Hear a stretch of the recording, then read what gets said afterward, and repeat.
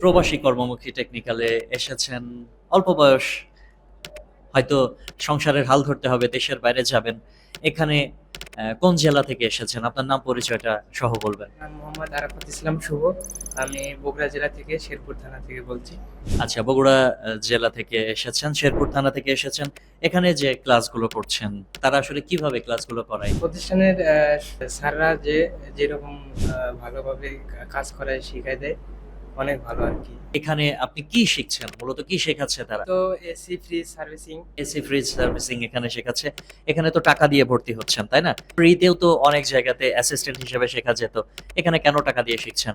যে ফ্রিতে ওরকম ভালোভাবে শেখা হয় না আর কি। নতুন যারা আসতে চায় তাদের জন্য কি বার্তা? নতুনদের জন্য বলি যে ওরা আসবে, ভালোভাবে কাজ শিখবে আর কি। Thank you so much. দক্ষ হয়ে বিদেশ যাব।